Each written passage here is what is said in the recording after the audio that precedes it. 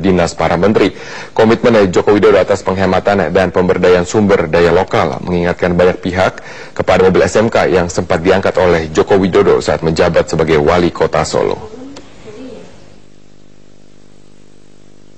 Menjadi bahan pembicaraan publik tentang mobil baru yang dipesan pihak Mensesnek bagi para menteri di pemerintahan yang baru nanti, Jokowi dengan tegas menolaknya dan meminta mobil yang lama bisa tetap digunakan bagi para menteri di kabinetnya nanti. Langkah ini semata-mata demi penghematan anggaran. Tidak tanggung-tanggung penghematan bisa mencapai miliaran rupiah, mengingat satu unit mobil Mercedes-Benz tipe S300L yang dipesan Sekretariat Negara harganya mencapai 1,8 miliar rupiah. Bicara tentang penghematan operasional dalam sebuah pemerintahan, Joko Widodo sebenarnya telah memulainya sejak masih menjabat sebagai wali kota Solo. Saat itu Joko Widodo memesan sejumlah mobil buatan siswa SMK sebagai mobil dinasnya. Menurut Joko Widodo, karya anak bangsa harus diapresiasi oleh bangsa sendiri. Sementara itu, Joko Widodo mengaku pernah berbicara dengan pihak Seknek agar pemerintahnya nanti tetap menggunakan mobil yang lama demi penghematan anggaran. Dia bilang loh, kalau nggak baru 2 mingguan atau 3 minggu yang lalu, beliau tadi ya, bertanya masalah mobil itu. Ya, terus saya sampaikan bahwa lebih baik tidak usah memakai yang lama itu saja. Tetapi sekali lagi saya sampaikan ke beliau bahwa keputusan itu tidak berada di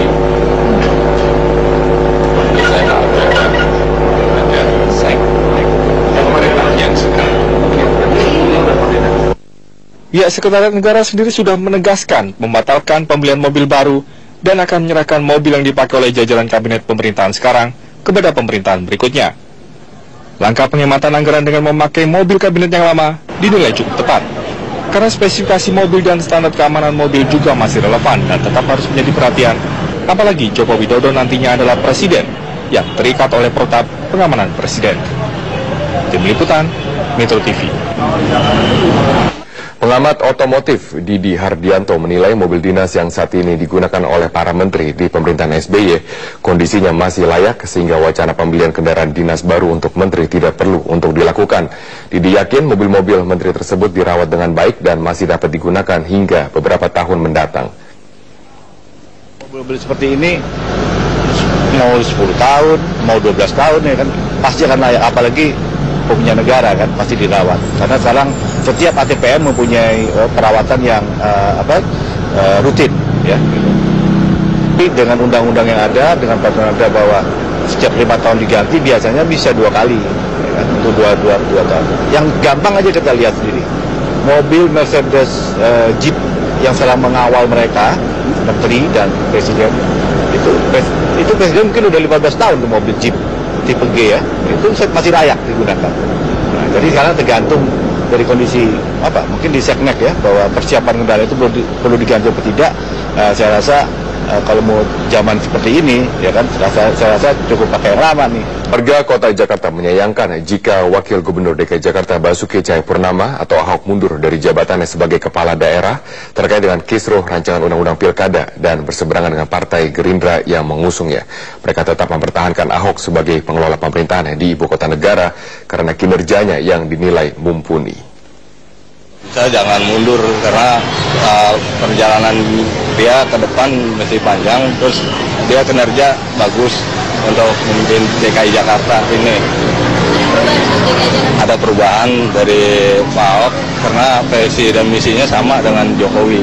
Saya setuju deh biar naik jadi gubernur. Kalau turun dari Gerindra ya silahkan.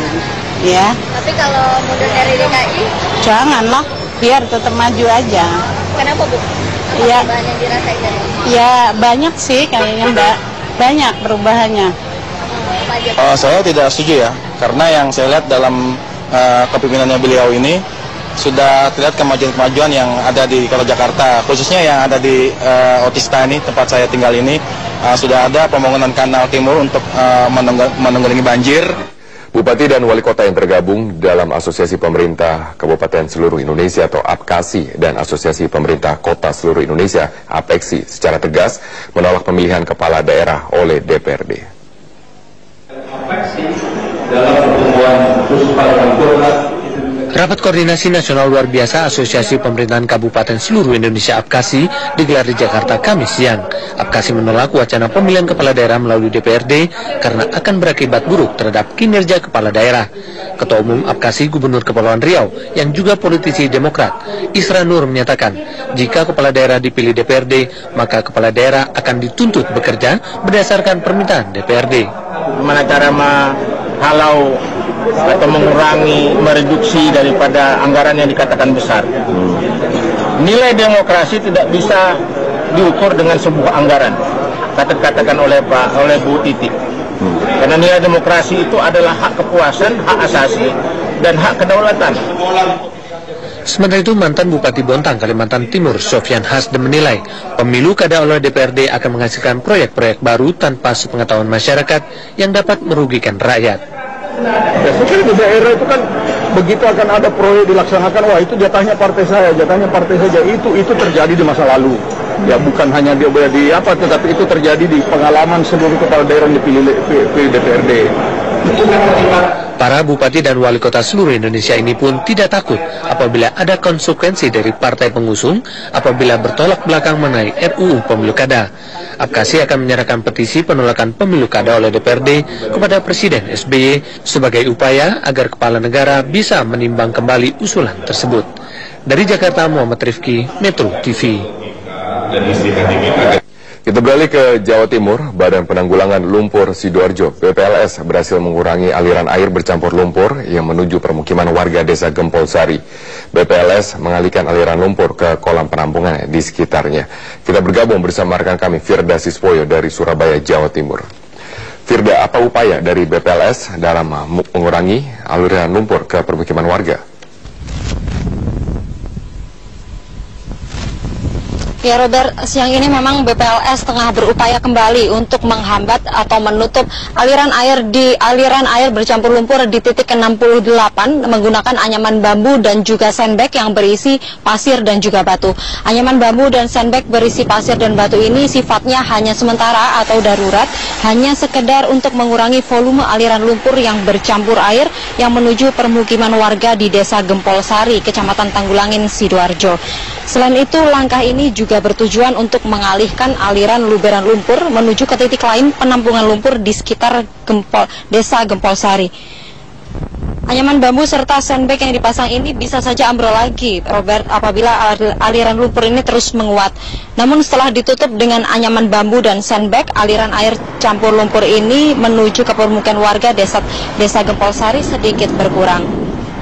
Endapan lumpur di tanggul Desa Gempol Sari ini sebenarnya bisa diatasi dengan cara disedot dan dialirkan ke Kali Porong, Robert, atau membuat tanggul baru yang sifatnya permanen. Namun upaya BPLS ini tidak bisa dilakukan karena mendapat kendala warga yang memblokade jalan di titik tanggul 35, 41, dan 42 sebagai aksi protes menuntut ganti rugi. Sementara itu, penuhnya kolam penampungan lumpur Lapindo dan jebolnya tanggul selama 3 hari ini belum berdampak kepada infrastruktur yang berada di sekitar tanggul penahan lumpur, yaitu Jalan Raya Porong dan juga rel kereta api. Sebab endapan lumpur di titik yang berbatasan dengan infrastruktur ini telah mengering. Lumpur panas yang keluar dari pusat semburan ini akan cenderung mengalir ke arah utara atau Desa Gempol Sari yang lokasinya lebih rendah. Namun diperkirakan jika musim hujan, infrastruktur ini akan terancam.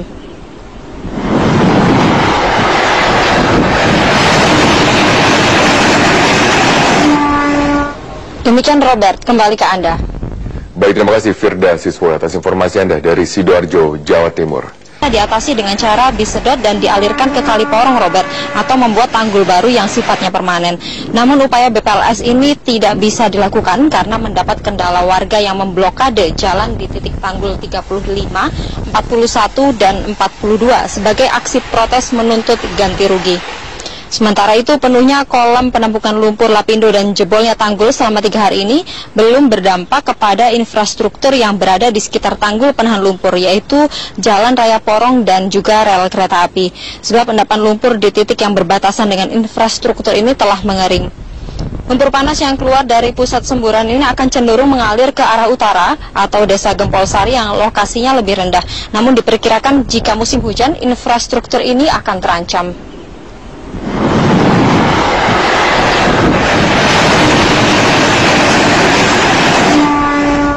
Demikian Robert, kembali ke Anda. Baik, terima kasih Firda Siswo atas informasi Anda dari Sidoarjo, Jawa Timur.